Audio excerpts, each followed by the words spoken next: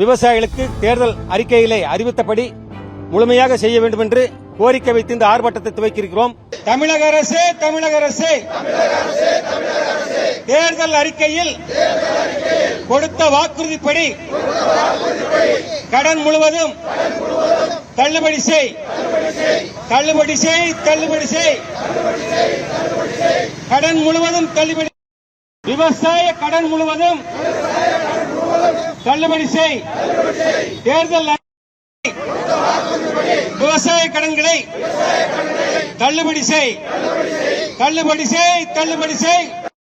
விவசாய கடன்களை தேர்தல் அறிக்கையில் கொடுத்த வாக்குறுதிப்படி தள்ளுபடி செய். விவசாயிகள் ஒற்றுமை. போராடுவோம், வெற்றி பெறுவோம்.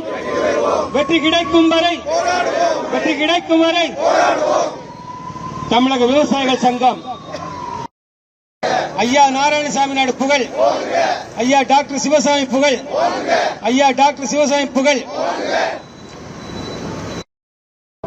இன்று தமிழக விவசாயிகள் சங்கத்தின் சார்பாக கோவையிலே சமீபத்தில் தமிழக முதல்வர் அறிவித்த டி. வேணுகோபால் மாநில தலைவர் தமிழக விவசாயிகள் சங்கம் இன்று தமிழக விவசாயிகள் சங்கத்தின் சார்பாக சமீபத்தில் தமிழக முதல்வர் அவர்கள் அறிவித்த கடன் தள்ளுபடியை அறிவிப்பை கண்டித்தும் மீண்டும் அந்த அறிவிப்பை பரிசீலனை செய்து விவசாயிகளுக்கு தேர்தல் அறிக்கையிலே அறிவித்தபடி முழுமையாக செய்ய வேண்டும் என்று கோரிக்கை வைத்து இந்த ஆர்ப்பாட்டத்தை துவக்கியிருக்கிறோம். தேர்தல் அறிக்கையில் அவர் குறு விவசாயிகளுக்கும் சிறு விவசாயிகளுக்கும் முழுமையாகவும் மற்ற விவசாயிகளுக்கு 50% தள்ளுபடி என்று அறிவித்தார்.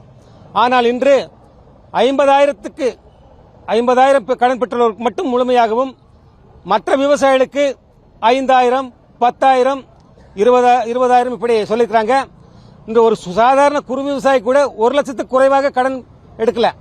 இன்னைக்கு 50,000 அவருக்கு கூட முழுசா கிடைக்காது. ஆகவே இது விவசாயிகளுக்கு பெருத்த ஏமாற்றமாக இருக்கிறது. ஆகவே தேர்தல் அறிக்கை அறிவித்தபடி சிறு குறு விவசாயிகளுக்கு முழுமையாக செய்ய வேண்டும், மற்ற விவசாயிகளுக்கு 50% பண்ணணும். இது முதல் கட்டமாக. முடிவாக அனைத்து விவசாயிகளுக்கும் இன்று தள்ளுபடி செய்தாகும். ஏன்னா இன்னைக்கு இந்த வனவிலங்கு பிரச்சனை இதுவரை தீர்வு காணாமல் தொடர்ந்து அதிகரித்துக் கொண்டிருக்கிறது. அதே போல 100 நாள் திட்டம் மற்ற திட்டங்களால் இன்னைக்கு எந்த தொழிலாளரும் வேலை செய்யறதுல, வேலைக்கு ஆள் கிடைக்கிறதுல. ஆகவே அதை விவசாயத்துக்கு முழுமையா பயன்படுத்தணும். அதுபோல உர விலை உயர்வு, பெட்ரோல் விலை உயர்வு, டீசல் விலை உயர்வு, இதனால் உற்பத்தி செலவு அதிகமாகிக் கொண்டிருக்கிறது. இதுவரையில் MS சுவாமிநாதன் கமிட்டி பரிந்துரை குறைந்தபட்ச ஆதார விலை கொடுக்கக்கூடிய அந்த கமிட்டியின் பரிந்துரை நிறைவேற்றவில்லை. ஆகவே விவசாயிகளால் கடன் கட்ட முடியவில்லை. ஆகவே இந்த அடிப்படை கோரிக்கைகளை நிறைவேற்றும் வரை விவசாயிகளுக்கு தள்ளுபடி செய்வது காலத்தின் கட்டாயம். ஏனென்றால் இதுவரையில் அதிமுக ஆட்சியிலும் திமுக ஆட்சியிலும் கடன் தள்ளுபடி செய்ததனால்தான் தமிழகத்திலே விவசாயிகள் தற்கொலை அதிக அளவில் நிகழவில்லை. இப்ப மகாராஷ்டிராவில் எடுத்தீங்கன்னா பல்லாயிரக்கணக்கான மக்கள் தற்கொலை செஞ்சிருக்காங்க. அதே போல ஆந்திரா, கர்நாடக மாநிலங்களே கடனுக்காக ஆயிரக்கணக்கான மக்கள் தற்கொலை செஞ்சிருக்காங்க. ஆனால் தமிழகத்திலே அந்த அளவுக்கு நடக்காத காரணம் நாராயணசாமி நாயுடு தான்.